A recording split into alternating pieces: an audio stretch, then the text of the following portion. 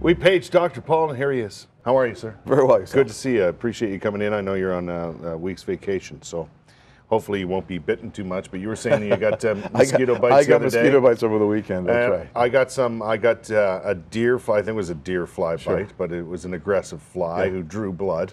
And then I noticed I was on the water too, which is obviously not the best situation to be in to avoid that sort of thing. But I noticed there was a certain period at dusk, around dusk, where the mosquitoes came out. They were super aggressive, and then they disappeared. That's right. Well, you know, when people ask me about mosquito bites, the first thing I tell them is avoid them, avoid the time. So dusk and dawn are the times where they go out to feed. The other thing people don't realize, we tell people you should wear light-colored clothing. Because you know why? If you're wearing dark colored clothing, I think you're a bear or an animal.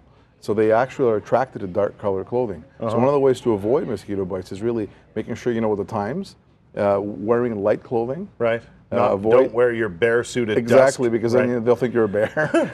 that's what we think it is. Yeah. And the other thing too that people don't realize is perfumes, scented soaps, those type of things attract them as well. It's a fact, I think, that pretty well. You know, some people just attract the mosquito. It's in their makeup. It doesn't matter. Some people don't. Probably it has to do with their, their scent that we don't pick up, but the mosquitoes do. But don't make it worse. If you put perfume on or shampoo that's perfumey or scented soap or those type of things to you and your kids, you're going to attract them even more.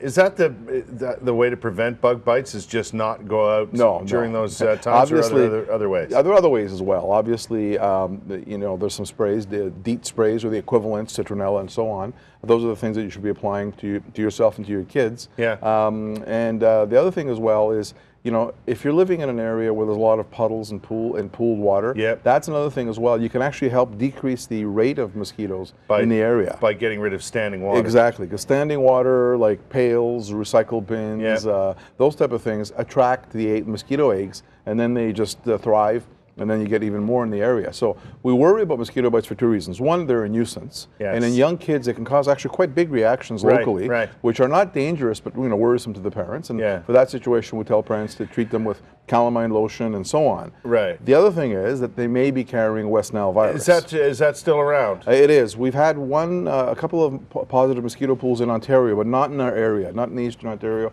area or Ottawa area. We monitor it, but every year we do find mosquitoes that carry it. Really? Yeah, we do. But like I said, it's just a precaution that we want to take. And like I said, protect your kids, protect yourself. Be logical about it. If you see all the mosquitoes out there, maybe you should not send your kids out. You were saying you got bitten pretty bad the other day or other night or whatever. What do you do for the after bite sort of thing? Basically, what you do is cool compresses and calamine lotion is probably the best thing you should be doing. In very rare situations, like I said, in younger kids, especially younger kids who have an allergic tendency in the family, they tend to get bigger reactions. At that point in time, you put cool compresses on, calamine lotion, and sometimes like an antihistamine medication as well, Benadryl or over-the-counter thing. What do you make of those after-bite little things that you can get? Those are similar. They work. They work, but like I said, they're not 100%. Most situations, even the antihistamines by mouth, may or may not work. They just relieve the symptoms. Right. If you can stop yourself from scratching at them. Well, that's the thing. That's it. Well, that's the thing. Like I said, calamine, cool compresses, those type of things. And like I said, the only thing we worry about in kids, especially in young children, if it starts getting infected. That means the area gets redder and warmer. But that's quite rare. And don't worry so much because some people do react differently and more severely. Than especially others, younger children, because their system is more, I call it more an aggressive system. They react to them. It's not the same thing as being bitten by a bee sting and having that generalized reaction. So I think people should have fun, enjoy themselves, and just be careful. What are you going to do? Do as much as you can to decrease the contact with the mosquitoes. Well, enjoy your days off, and hopefully you won't get bitten so bad, because they're nasty. They really are. They're aggressive, man. They're out for blood.